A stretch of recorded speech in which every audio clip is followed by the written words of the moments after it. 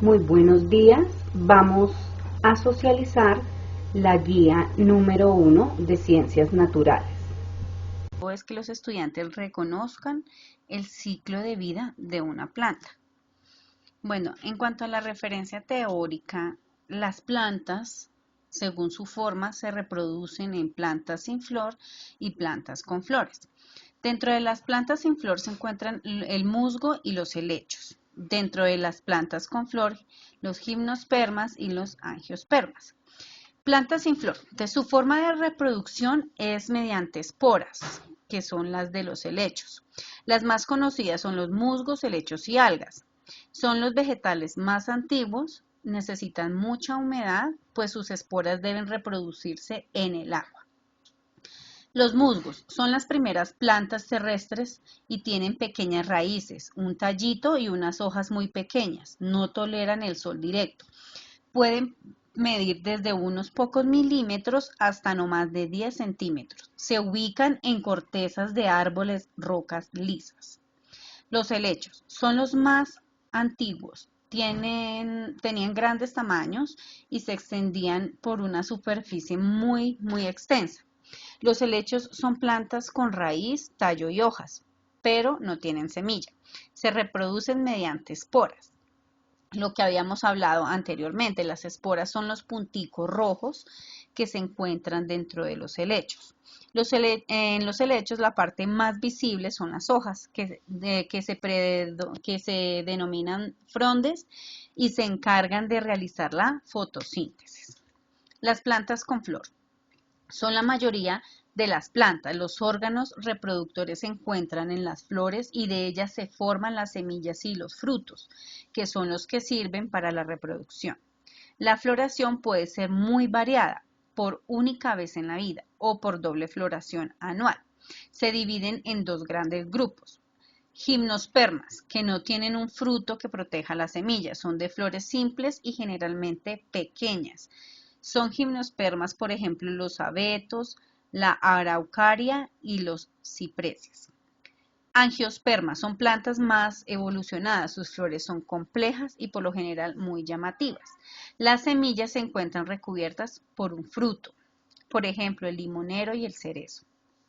Bueno, en resumen podemos clasificar a las plantas utilizando varios criterios, ya sea el tamaño, árboles, arbustos y hierbas, o el tipo de hojas, hojas caduca, que son las que pierden sus hojas, y hojas perennes, las cuales mantienen sus hijas. El tipo de producción. Las plantas con flores producen semillas desarrolladas en los frutos y las plantas sin flor son plantas que se reproducen por esporas y no tienen semillas como el helecho. ¿Qué es la germinación en las plantas? Ya en cuanto a la germinación, es el cambio que le sucede a una planta para convertirse en una joven planta. La germinación sucede en varias fases. La primera, la semilla hincha porque absorbe el agua. La segunda, la semilla se abre un poquito más cuando la cáscara que la envuelve se rompe. Y la tercera, la plantita nace y sale con una abertura en la fase anterior. La semilla cae en el suelo húmedo. De la semilla nace una plantita. La plantita crece y llega a ser una planta adulta a la que le salen flores. Estas flores se convierten en frutos. En los frutos se forma ya la semilla. Bueno, en cuanto a la actividad que deben realizar en el cuaderno, el primer punto que tienen que escribir qué tienen en común las coníferas y las flores. Ya habíamos hablado, bueno, las coníferas saben que vienen de los pinos y pues las flores son de plantas que pueden producir flor. Entonces, pero también ellas tienen, a pesar de que son diferentes, tienen algo en común. Eso tienen ustedes que consultar. Segundo, es nombrar una clase de planta que crece muy alto y que no produzca flor. Tercero, ¿qué debe hacer una planta antes de producir azúcar y oxígeno? Cuarto, ¿cómo el tallo de una planta responde a la luz? Esto lo podemos también encontrar en el workbook. Bueno, Ya en cuanto al workbook, hay que desarrollar el taller de las páginas de la 31 a la 41. Entonces, dentro del workbook, la lección número 1, que está dentro de las páginas 31 a la 41, hay unas preguntas en inglés. Los papitos que no puedan realizarlo en inglés pueden hacerlo en el workbook en español.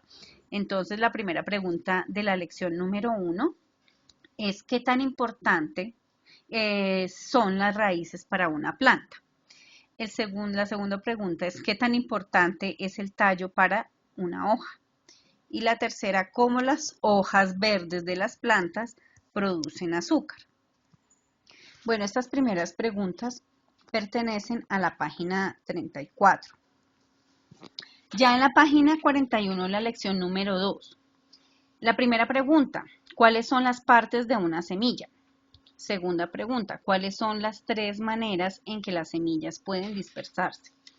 Tercera pregunta, describe el ciclo de vida de floración de la planta.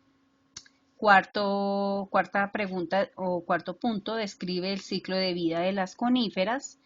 Y por último, pon las siguientes palabras en secuencia correcta de ciclo de vida de la floración de una planta. Entonces, en la lección número 2 hay que desarrollar esos puntitos. Como hay papitos que se les dificulta escribirlo en inglés, pues ya con base en estas preguntas en español pueden consultar y escribir en el workbook sobre el ciclo de vida de una planta.